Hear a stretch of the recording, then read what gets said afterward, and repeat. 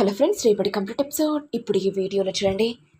ఇక పాపని టెన్షన్ పడుతూ ఇప్పుడు కనుక వాణ్ణి పైకి పంపించకపోతే ఇక నాకు మా అమ్మ అన్న విషయం ఈ కృష్ణం రాజుకు తెలిసిపోతుంది. ఇక నేను ఆడిన నాటకం మొత్తం ఫ్లాప్ అయిపోతుంది. అలా జరగకుండా ఉండాలంటే వీణ్ణి పైకి పంపించాలి.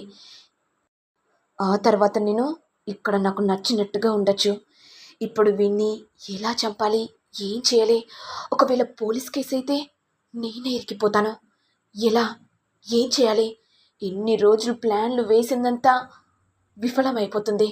అలా జరగకుండా ఉండాలంటే ఏదో ఒకటి చేయాలి అనుకుంటూ పావని టెన్షన్ పడుతుంటే ఇక మధుసూదన్ కోపంతో, ఏంటండి పావని గారు, ఎందుకంత టెన్షన్ పడుతున్నారు?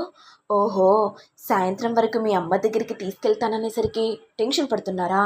మీరేం టెన్షన్ పడకండి. మీరు అనాథ కాదు, మీకు ఒక అమ్మున్న విషయం నాకు బాగా తెలుసు. అయినా ఎందుకు అబద్ధాలాడి ఈ షాప్కి ఎందుకు రావాలనుకున్నారు?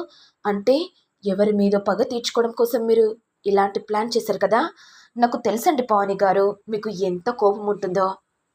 ఈ బండారాన్ని త్వరగా బయట పెట్టేస్తాను కదా అనుకుంటూ మధుసూదన్ నవ్వుతుంటే ఇదంతా పావని భరించలేక, రే, నన్ను చూసి నవ్వుతావారా?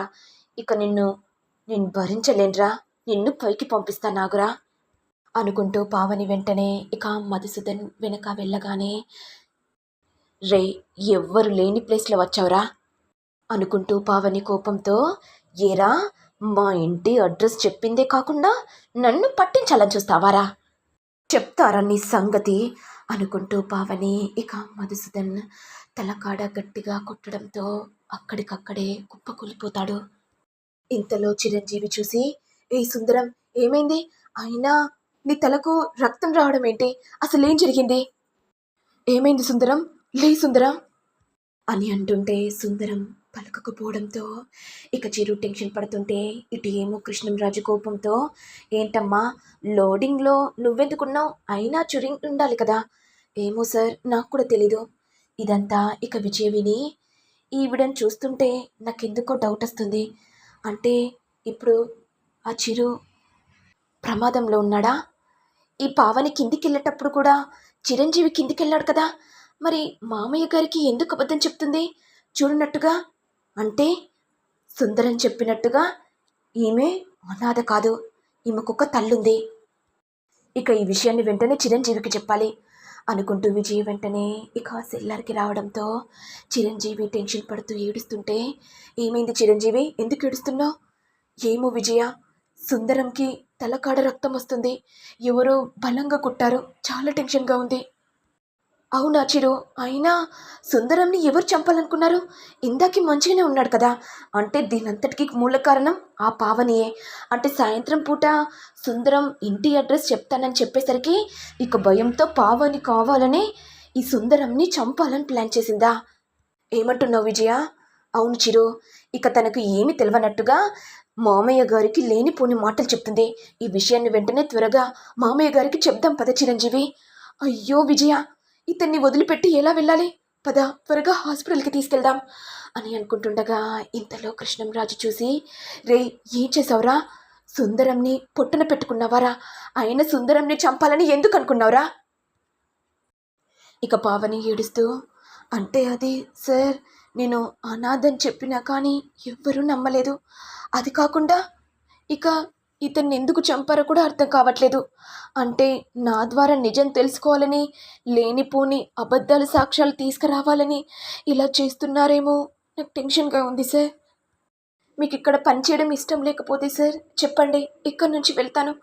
కానీ నన్ను అవమానించకండి, నేను ఒక అనాథని అనుకుంటూ పావని ఏడుస్తుంటే, అమ్మా నువ్వెడవకమ్మా, నీ గురించి నాకు బాగా తెలుసు, నా ప్రాణాలను కాపాడావు. అలాంటిది నువ్వు అబద్ధం చెప్తావని నేనెందుకు అనుకుంటాను? దీన్నంతటికి మూల కారణం వీడే. అయినా వీడు ఈ సుందరంని ఎందుకు చంపాలనుకున్నాడో కూడా అర్థం కావట్లేదు. రే, ఎందుకురా, ఎందుకురా ఈ సుందరంని చంపావు? నిజం చెప్పరా? అయినా అతను ఏ తప్పు చేశాడురా? ఏంటి నాయనా, నేనెందుకు సుందరంని చంపుతాను? ఎవరో కావాలని చంపాను నాన్న. అందుకే గట్టిగా అరుపు వినపడేసరికి ఇక నేను వచ్చి చూశాను, అంతకు మించి ఏం లేదు అని అంటుంటే ఇక విజయ కోపంతో, మామయ్య గారు, చిరంజీవి చెప్పేది నిజమే. చిరంజీవి ఏ తప్పు చేయలేదు. ఎవరో కావాలని చేసి చిరంజీవి మీద నెడుతున్నారని అర్థమవుతుంది.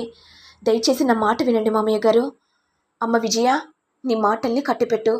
నీ మాటను నమ్ముతాను, కానీ వీడి మాటను ఎన్నటికీ నమ్మను.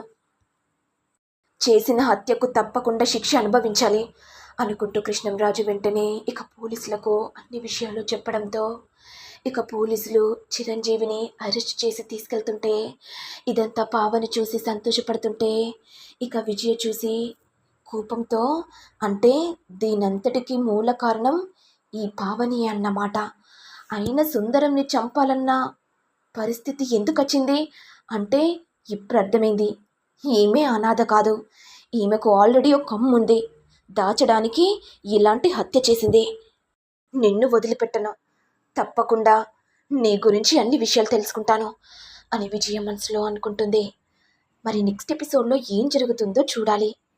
మరి మీకు వీడియో కనుక నచ్చినట్లయితే లైక్ చేయండి, షేర్ చేయండి, సబ్స్క్రైబ్ చేయండి. Thank you all.